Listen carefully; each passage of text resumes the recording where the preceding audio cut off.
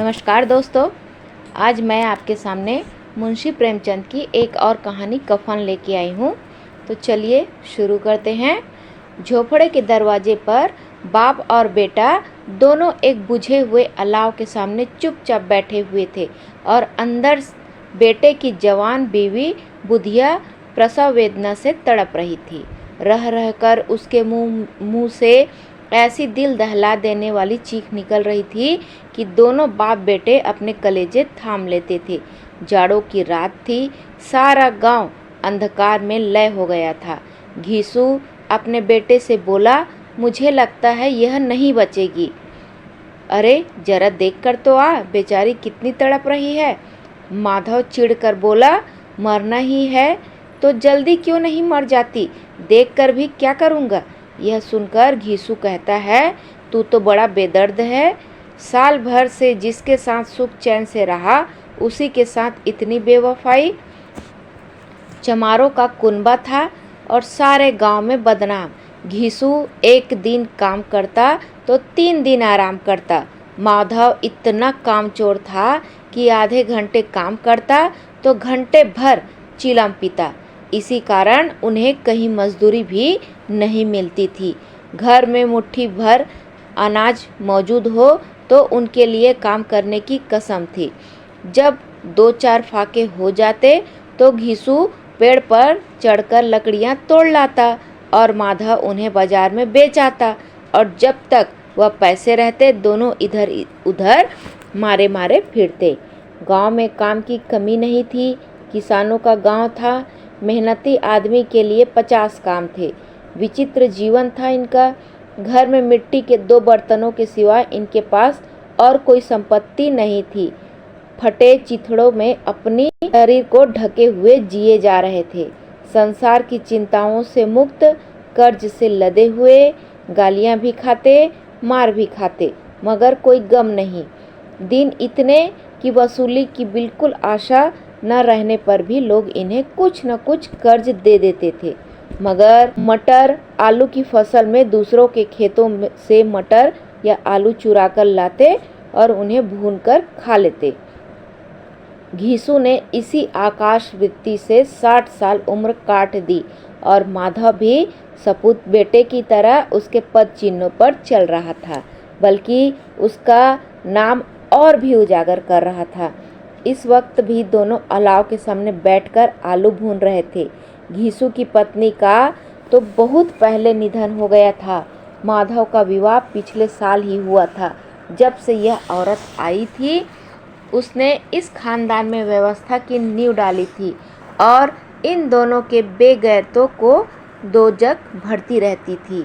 जब से वह आई ये दोनों और भी आराम मतलब हो गए थे, बल्कि कुछ अकड़ने भी लगे थे। कोई काम करने के लिए बुलाता तो दुगुनी मजदूरी मांगते। वही औरत आज प्रसव वेदना से तड़प रही थी और ये दोनों शायद इसी इंतजार में थे कि वह मर जाए तो आराम से सोए।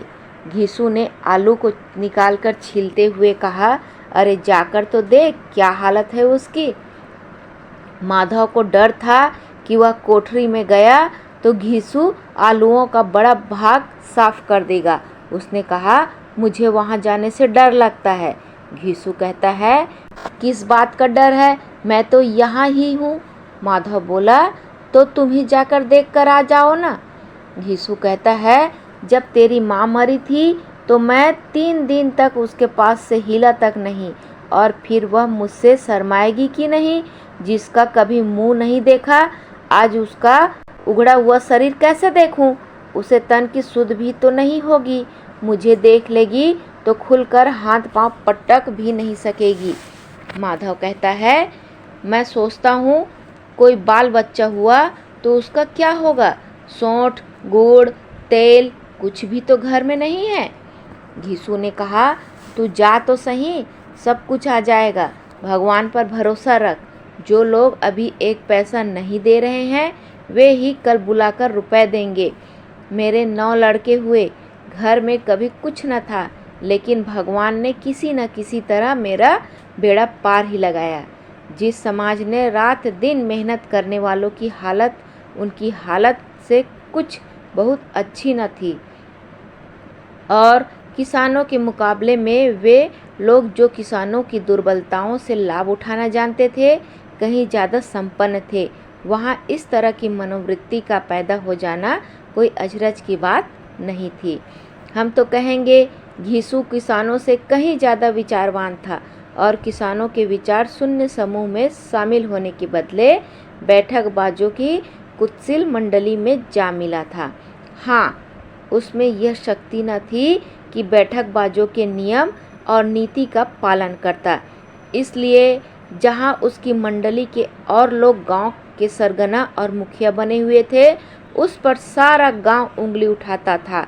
फिर भी उसे यह तकसीन तो थी ही कि अगर वह फटे हाल है तो कम से कम उसे किसानों की सी जो जी तोड़ मेहनत नहीं करनी पड़ती और उसकी सरलता और निरीहता से दूसरे लोग बेजा फायदा तो नहीं उठाते। दोनों आलू निकाल निकाल कर जलते जलते खाने लगे। कल से कुछ नहीं खाया था, इतना सब्र न था कि ठंडा हो जाने दे। कई बार दोनों की ज़बानें जल गई। छिल जाने पर आलू का बाहरी हिस्सा कुछ ज़्यादा नर्म मालूम होता है, लेकिन दांतों तले पड़ते ही अंदर का हिस्सा ज़बान, हलक और तालू को जला देता था और उस अंगारे को मुंह में रखने से ज़्यादा खैरियत इसी में थी कि वह अंदर पहुंच जाए। वहाँ उसे ठंडा करने के लिए काफ़ी सामान थे, इसलिए दोनों जल्दी जल्दी निकल जाते। हालांकि इस कोशिश में उनकी आंखों से आंसू निकल आते। घिसू को उस समय ठाकुर की बारात याद आई जिसमें 20 साल पहले वह गया था। उस दावत में उसे जो तृप्ति मिली थी वह उसके जीवन में एक याद रखने लायक बात थी और आज भी उसकी याद ताज़ी ही थी। बोला, मैं वह भोज नहीं भूलता। तब से फिर उस तरह का खाना पेट भर नहीं मिला। लड़की वालों ने सबको भरपेट पूड़ियाँ खिलाई थी। सबको, छोटे बड़े सब ने पूड़ियाँ खाई, वह भी देसी घी की। चटनी, रायता, 3 तरह के साग, एक रसेदार तरकारी, दही, चटनी, मिठाई। अब क्या बताऊं कि उस भोज में क्या स्वाद मिला। कोई रोक टोक नहीं थी, जो चीज़ चाहो मांगो, जितना चाहो खाओ। लोगों ने ऐसा खाया कि किसी से पानी न पिया गया, मगर परोसने वाले हैं कि पत्तल से गर्म गर्म गोल गोल सुवासित कचौरियाँ डाल देते हैं। मना करते हैं कि नहीं चाहिए, पत्तल पर हाथ रोके हुए हैं, मगर वह है कि दिए जाते हैं। और जब सबने मुंह धो लिया तो पान इलायची भी मिली, मगर मुझे पान लेने की कहाँ सुध थी। खड़ा हुआ न जाता था। चटपट जाकर अपने कंबल पर लेट गया। ऐसा दिल दरियाव था वह ठाकुर। माधव ने इन पदार्थों का मन ही मन मजा लेते हुए कहा, अब हमें कोई ऐसा भोजन नहीं खिलाता। घिसू कहता है, अब कोई क्या खिलाएगा, वह जमाना दूसरा था। अब तो सबको किफ़ायत सूझती है। शादी ब्याह में खर्च मत करो, क्रियाक्रम में खर्चा मत करो। पूछो गरीबों का माल बटोर बटोर कर कहाँ रखोगे। बटोरने में तो कमी नहीं है, हाँ खर्च में किफ़ायत सूझती है। आलू खाकर दोनों ने पानी पिया और वहीं अलाव के सामने अपनी धोतियाँ ओढ़कर पेट पाँव में डालकर सो गए। बुधिया अभी भी कराह रही थी। अगले दिन सवेरे माधव ने कोठरी में जाकर देखा तो उसकी पत्नी मर चुकी थी। उसके मुंह पर मक्खियाँ भिनभिना रही थी। सारा शरीर धूल से लथपथ हो रखा था।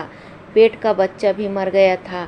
माधव भागा हुआ घिसू के पास आया। फिर दोनों जोर जोर से रोने लगे।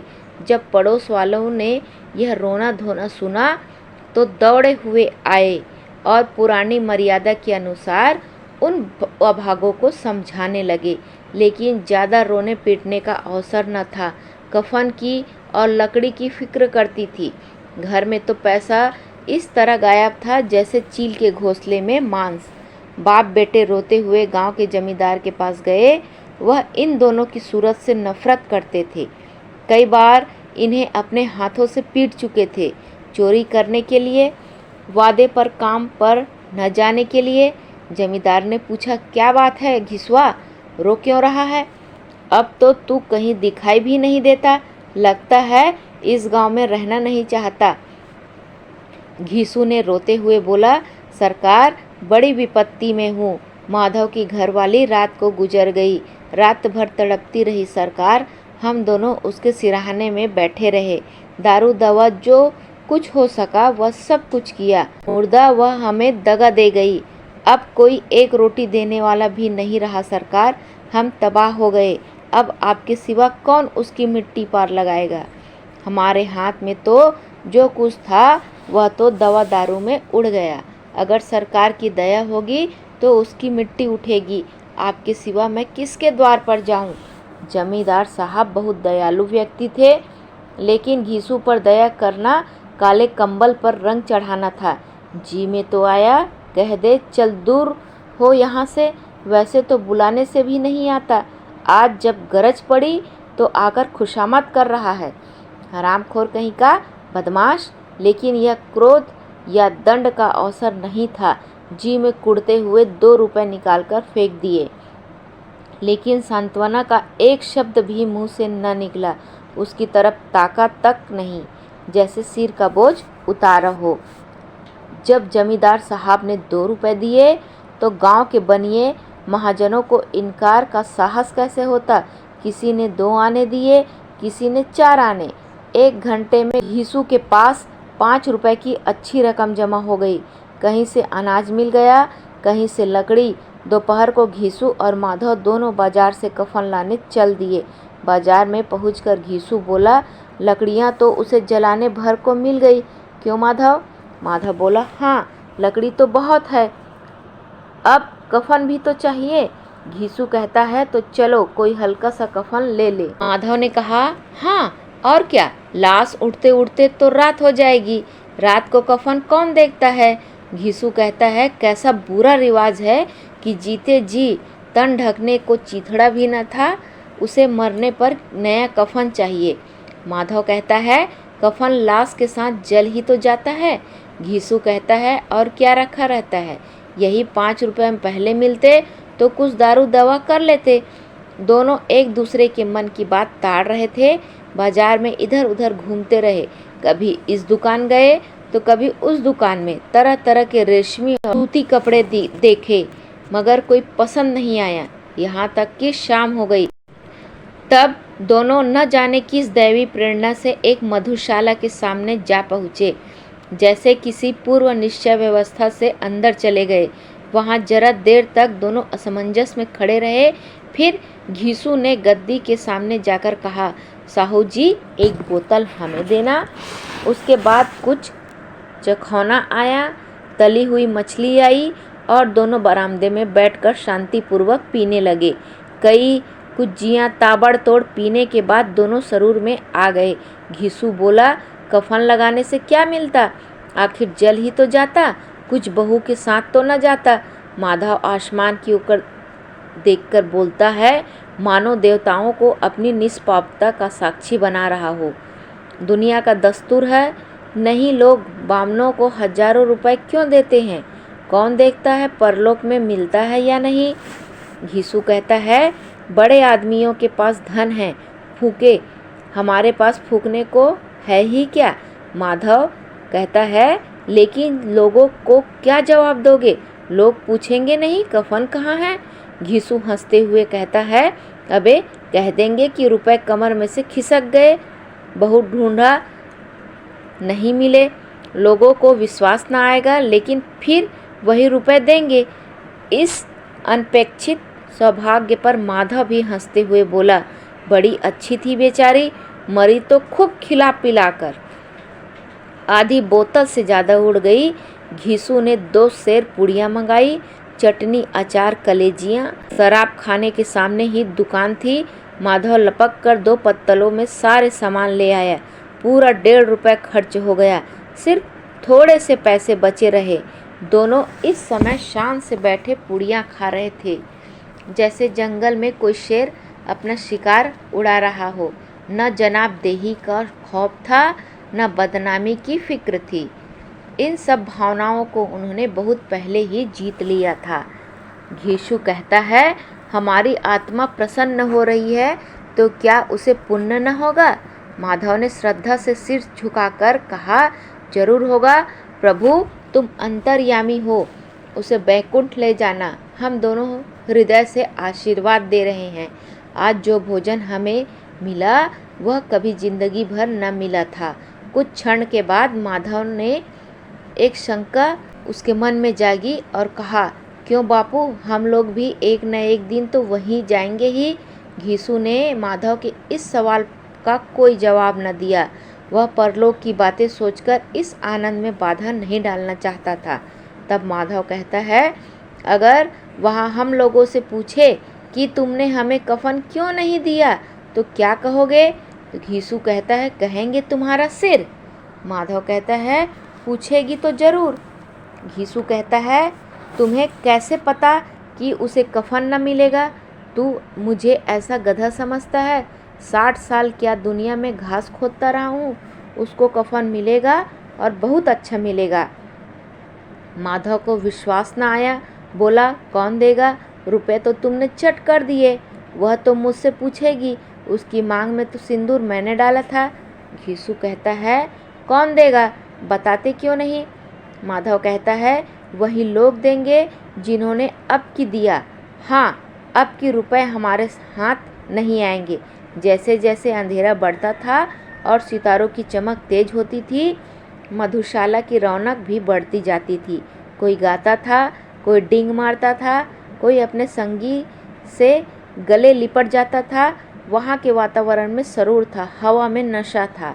कितने तो यहाँ आकर एक चुल्लू में मस्त हो जाते थे। शराब से ज़्यादा यहाँ की हवा उन पर नशा करती थी। जीवन की बाधाएं यहाँ खींच लाती थी और कुछ देर के लिए भूल जाते थे कि वे जीते हैं या मरते, या न जीते हैं न मरते हैं। यहाँ यह दोनों बाप बेटे अब भी मज़े ले लेकर चुस्कियाँ ले रहे थे। सबकी निगाह इनकी ओर जमी हुई थी।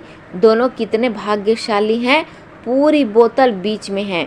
भर पेट खाकर माधव ने बची हुई पूरियों का पत्तल उठाकर एक भिखारी को दे दिया, जो खड़ा इनकी ओर भूखी आंखों से देख रहा था और देने के गौरव, आनंद और उल्लास को अपने जीवन में पहली बार अनुभव किया। घीसू ने कहा, ले जा, खूब खा और आशीर्वाद दे। जिसकी कमाई है वह तो मर गई, मगर तेरा आशीर्वाद उसे जरूर पहुँचेगा। रोए से रोए आशीर्वाद दो, बड़ी गाढ़ी कमाई के पैसे हैं। माधव ने फिर आसमान की ओर देखकर कहा, वह बैकुंठ में जाएगी बापू, बैकुंठ की रानी बनेगी। घीसू खड़ा हो गया और जैसे उल्लास की लहरों में तैरता हुआ बोला, हाँ बेटा, बैकुंठ में जाएगी। किसी को सताया नहीं, किसी ने दबाया नहीं। मरते मरते हमारी ज़िंदगी की सबसे बड़ी लालसा पूरी कर गई। वह न बैकुंठ में जाएगी तो क्या ये मोटे मोटे लोग जाएंगे जो गरीबों को दोनों हाथों से लूटते हैं और अपने पाप को धोने के लिए गंगा में नहाते हैं और मंदिरों में जल चढ़ाते हैं। श्रद्धालुता का यह रंग तुरंत ही बदल गया। अस्थिरता नशे की खासियत है। दुख और निराशा का दौर हुआ। माधव बोला, मगर बापू, बेचारी ने जिंदगी में बड़ा दुख भोगा, कितना दुख झेलकर मरी। यह कहकर वह जोर जोर से रोने लगा। घीसू ने उसे समझाते हुए कहा, क्यों रोता है बेटा, खुश हो कि वह माया जाल से मुक्त हो गई, जंजाल से छूट गई। बड़ी भाग्यवान थी जो इतनी जल्दी माया मोह के बंधन तोड़ गई। और फिर दोनों खड़े होकर गाने लगे। यक्कड़ों की आंखें इनकी ओर लगी हुई थी और यह दोनों अपने दिल में मस्त गाए जाते थे। फिर दोनों नाचने लगे, उछले भी, कूदे भी, गिरे भी, मटके भी, भाव भी बताए, अभिनय भी किए और अंत में मस्त होकर वहीं पर लुढ़क गए।